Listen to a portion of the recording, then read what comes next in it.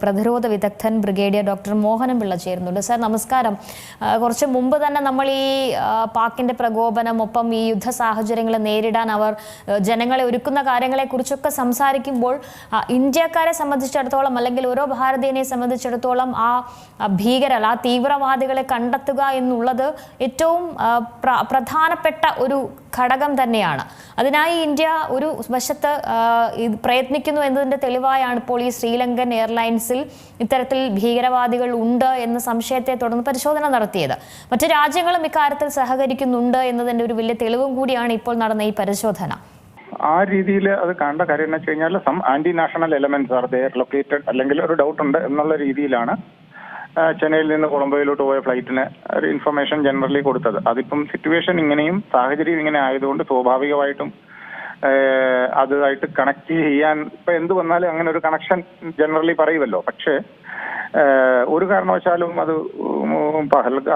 Those who involve in that terrorist activities പഹൽഗാമില് അവര് ചെന്നൈയിൽ വന്നിട്ട് കൊളംബോയിലോട്ട് പോകാം എന്നൊരു സാധ്യത വിരളമാണ്. നേരത്തെ അവരുടെ അതായത് ഒരു സിറ്റുവേഷൻ അല്ലെങ്കിൽ സാഹചര്യ തെളിവുകൾ വെച്ച് കഴിഞ്ഞാൽ പോസിബിലിറ്റീസ് ഉണ്ട്. അത് ഇവരാണെന്നില്ല, ഇവർക്ക് ഇപ്പൊ അങ്ങനെ പോകാൻ പറ്റില്ല. ജനറലി ഒരു റൂട്ട് അങ്ങനെ ഉണ്ടായിരുന്നു. കാര്യം ബംഗ്ലാദേശിലോട്ട് അവർ കിടക്കും, അല്ലെ അതായത് ശ്രീലങ്കയിൽ നിന്ന് പിന്നെ ധാക്കയിലോട്ട് പോകും. അങ്ങനെയാണ് സാധാരണഗതിയിൽ ഇവരുടെ മൂവ്മെന്റ്സ് എന്ന് പറയുന്നത്. അപ്പൊ ആ ബേസ് വെച്ചിട്ട് പറഞ്ഞതാണ് ഒന്ന്. രണ്ടാമത് ഞാൻ ഇതിനെ വേറൊരു ആംഗിളിലാണ് കാണുന്നത്. കാര്യം വാർ എന്ന് പറഞ്ഞു കഴിഞ്ഞാൽ ഓൾമോസ്റ്റ് വാർ ക്ലൗഡ് നല്ല രീതിയിൽ ഏത് സമയവും പെയ്യാമെന്നുള്ള രീതിയിൽ നിൽക്കുവാണ്. അപ്പോൾ തീർച്ചയായിട്ടും എല്ലാവിധ ഓപ്ഷൻസും ഓപ്പൺ ആണ്. അതിലൊരു ഓപ്ഷനാണ് ഞാൻ എപ്പോഴും പറയുന്ന പോലുള്ള പ്രൊപഗണ്ട. അതിൽ ഈ പ്രൊപഗണ്ടയിൽ എന്ന് പറഞ്ഞു കഴിഞ്ഞാൽ ടെററിസ്ഥാന് ശ്രീലങ്കയുമായിട്ട് ഇപ്പം നമ്മുടെ റിലേഷൻ ഒരുമാതിരി നല്ലതാണ് ശ്രീലങ്കയും കൺട്രിയുമായിട്ട്. അപ്പോൾ ശ്രീലങ്ക ഇതിനകത്തോട്ട് അൺനെസസറി ആയിട്ടൊന്ന് വലിച്ചെടുത്ത് ഒന്ന് നോക്കുവാണ്. കാര്യം Sri Lanka is giving shelter to terrorist എന്നുള്ള ആ ഒരു ആംഗിളിലൂടെ അവരെ കാണിക്കാൻ പറ്റും. അങ്ങനെ ഒരു രീതിയിലോട്ട്. കാര്യം വാറിൽ ഒരു നിയമമില്ല. കാര്യം ഞാൻ പറഞ്ഞില്ലേ, നൈതികത ഇല്ലാത്ത ഒരു ടെററിസ്ഥാൻ ആ ഒരു രീതിയിൽ പ്രൊപഗണ്ട ഇവിടെ ഉള്ളവരെ കൊണ്ട്, അല്ലെങ്കിൽ ഇപ്പം പ്രൊപഗണ്ട എന്ന് പറഞ്ഞത് സോഷ്യൽ മീഡിയ വഴിയാണല്ലോ കൂടുതലും. ആരെങ്കിലും എവിടെയെങ്കിലും ഇരുന്ന് ഒരു മെസ്സേജ് കൊടുത്താൽ മതിയല്ലോ, some terrorist may be located in such and such ഫ്ലൈറ്റോ. അപ്പൊ വേറൊന്നുമില്ല, നമ്മൾ അങ്ങനെ കണ്ടതാ. ഇന്നലെ എത്രയായിരുന്നു ട്രിവാൻഡ്രത്ത് ബോംബ് വെച്ചിട്ടുണ്ടെന്നുള്ളത് വന്നിരിക്കുന്നത്. So there is nothing to get panic out of it. പക്ഷെ ഇവർ ആ ഒരു ആംഗിളിൽ കളിക്കുന്നതാണ്. കാരണം എന്ന് വെച്ച് കഴിഞ്ഞാൽ ശ്രീലങ്കയ്ക്ക് ഞങ്ങളുടെ കൂടെ ഉണ്ടേ എന്ന് കാണിക്കുവാനായിട്ട് അവർ കാണിക്കുന്ന ഒരു ഇതാണോ എന്ന് എനിക്കൊരു സംശയമുണ്ട്. കാര്യം ഇല്ല എന്നുണ്ടെങ്കിൽ ഈ സമയത്ത് ഇങ്ങനെ വരാനുള്ള ഒരു സാധ്യതയില്ല. അത് ഒരു കാരണവശാലും ആ ടെററിസ്റ്റുകൾ എസ്പെഷ്യലി ഈ ഒരു സൈഡിലോട്ട് പോകുവാനുള്ള സാധ്യത തീരെ കുറവ്. ദാറ്റ് ഫ്രം ചെന്നൈയിൽ ഒരു കാരണവശാലും അങ്ങനെ ഒരു രീതിയിലോട്ട് പോകില്ല. കാര്യം എനിക്കതിനകത്തോട്ട് വിശ്വാസമില്ല. ഞാൻ കാണുന്നത് ഇതാണ്, അതൊരു പ്രൊപഗണ്ട വാർഫെയർ എന്നുള്ള രീതിയിൽ അവരുടെ കൂടെ അറിഞ്ഞുകൊണ്ട് ടെററിസ്ഥാൻ എലമെന്റ് ഇങ്ങനൊരു ആംഗിളിൽ കളിച്ചതാണ്. അതായത് ശ്രീലങ്ക ടെററിസ്റ്റിന് ഷെൽട്ടർ കൊടുക്കുന്നു എന്നുള്ള രീതിയിൽ. അപ്പൊ ഇനിയും കൂടുതലൊക്കെ കണ്ടുകൊണ്ടിരിക്കും. കാരണം വെച്ച് കഴിഞ്ഞാൽ now after some time you will hear that Bangladesh is going to attack Bengal or Bangladesh is started moving its army towards eastern front എന്നൊക്കെ നാളെയും മറ്റന്നാളും ഒക്കെ വരും. ഇതൊക്കെ ഇത് all are propaganda. And you will come to know that China is moving from that side. China is placed their troops, PLA advancing towards Tibet, PLA advancing towards Arunachal. And these all things are propaganda war. ഇങ്ങനെ വന്നുകൊണ്ടിരിക്കും. അത് എങ്ങനെ, അതായത് it's A part of വാർ. ഇപ്പോഴത്തെ പുതിയൊരു രീതിയാണ്. അതുകൊണ്ട് unnecessary ആയിട്ട് ശ്രീലങ്കയെ കൂടെ ഇതിനകത്തോട്ട് എടുത്തിട്ടതാണ് എന്നേ മാത്രമേ എനിക്ക് തോന്നുന്നുള്ളൂ. അല്ലാതെ വേറെ ഒന്നുമില്ല. ഇതൊക്കെ ഇനി വീണ്ടും വന്നു. Now when the actual zone you have to അതായത് റെസ്പോൺസിബിൾ ആയിട്ടുള്ള മീഡിയയെ മാത്രം കോട്ട് ചെയ്യണമെന്നൊരു റൂളുണ്ട്. അങ്ങനെ മാത്രമേ നമുക്ക് ഇതൊരു പ്രൊപഗണ്ട എന്ന് പറഞ്ഞു കഴിഞ്ഞാൽ now you see that entire thing what is exactly happening in border. ഇതിനകത്ത് ഔട്ട്സൈഡിൽ വരുന്നതിന്റെ ഒരു 20% ഫേക്കാണ്, ഒരു 80% മേ ബി ഓൺ ഗ്രൗണ്ട്. ഇതൊന്ന് പറയുന്ന ഒരു ചെറിയ ഒരു കാര്യം മതി, അത് വളരെ രീതിയിൽ വലുതായിട്ട് ഫ്ലെയർ അപ്പ് ചെയ്ത് ഇങ്ങനെ കാണിക്കുവാണ്.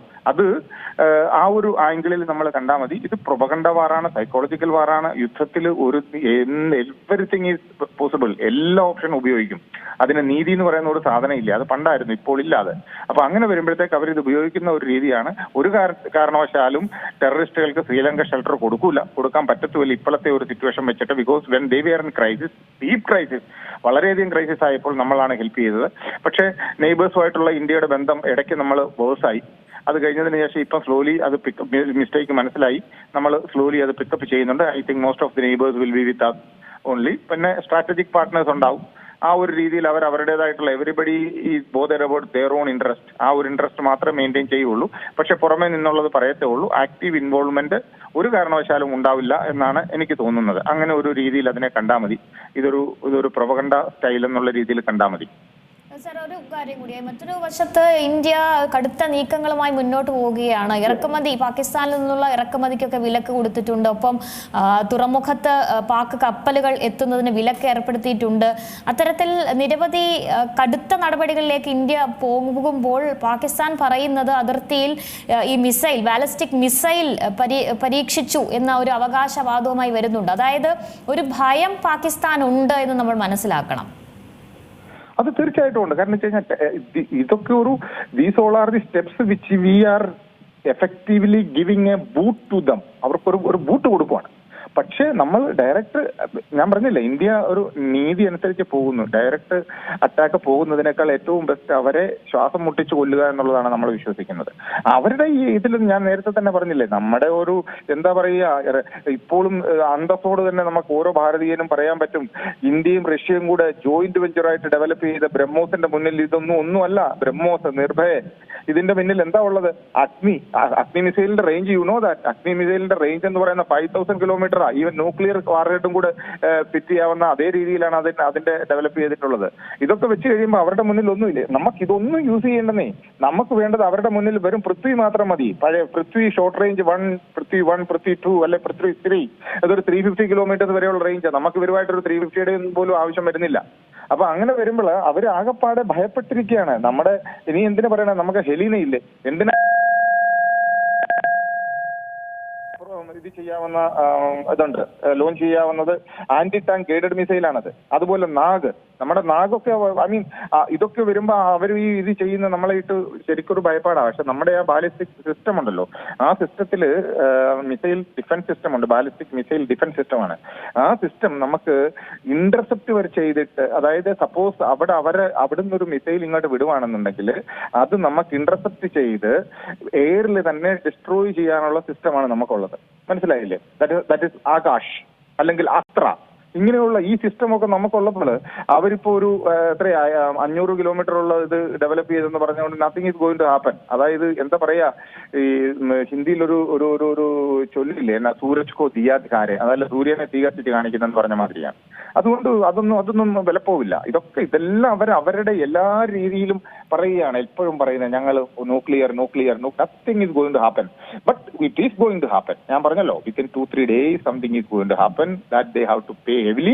നമ്മളും ഈക്വൽ അല്ലെങ്കിൽ പോലും കുറെയൊക്കെ നമ്മളും ഷോക്ക് അബ്സോർബ് ചെയ്യേണ്ടി വരും. അതെല്ലാ രീതിയിലും ഉണ്ടാവും. പക്ഷെ ഞാൻ വിചാരിക്കുന്നത് നമുക്കൊരു അറ്റാക്ക്, ഐ മീൻ ഒരു ലോസ് മേ ബി ജമ്മു സെക്ടറിൽ വന്ന അക്നൂർ അല്ലെങ്കിൽ ആ സൈഡിൽ വന്നാൽ, വേറെ ഹിന്ദു ഡോമിനേറ്റഡ് ഏരിയയിൽ ഒരു ഷോക്ക് വന്നു കഴിഞ്ഞാൽ, but we will make the line straight. That means occupied Kashmir ആയിരിക്കും നമ്മുടെ ടാർഗറ്റ് എന്നാണ് എനിക്ക് തോന്നുന്നത്. അത് ആ രീതിയിൽ നമ്മൾ മുന്നോട്ട് പോകും. At the same time certain other target identified by Navy and Air Force may do from their direction. അങ്ങനെയുള്ള കാര്യങ്ങളായിരിക്കാം. അല്ല എന്നുണ്ടെങ്കിൽ മേ ബി പേഴ്സണൽ ആയിട്ടുള്ള ഇമ്പോർട്ടന്റ് പേഴ്സണാലിറ്റീസ് ഉണ്ട്. May be that ISI agent chief, ISI agent ആയിട്ടുള്ള ചീഫോ അല്ലെങ്കിൽ അങ്ങനെയുള്ള these all are the I mean highly sophisticated target. അപ്പം ആ ഒരു രീതിയിലായിരിക്കും നമ്മുടെ പോക്ക് എന്നാണ് എനിക്ക് മനസ്സിലാവുന്നത്. പക്ഷെ എന്ത് തന്നെയാണെങ്കിലും മൊബിലൈസ് ചെയ്ത് നല്ല രീതിയിൽ തന്നെ മുന്നോട്ട് പോകും. ബട്ട് നമ്മൾ ശരിയായിട്ടിരിക്കണം. ആർ പാർക്കിൽ എന്നുള്ള രീതിയിലാണ് കാര്യങ്ങൾ ഇപ്പം മുന്നോട്ട് പോകുന്നത്. ഏറ്റവും പുതിയ വാർത്തകളും വിശേഷങ്ങളും വിരൽ തുമ്പിലറിയാൻ സീ മലയാളം ന്യൂസ് എല്ലാ ഡിജിറ്റൽ പ്ലാറ്റ്ഫോമുകളിലും ലഭ്യം.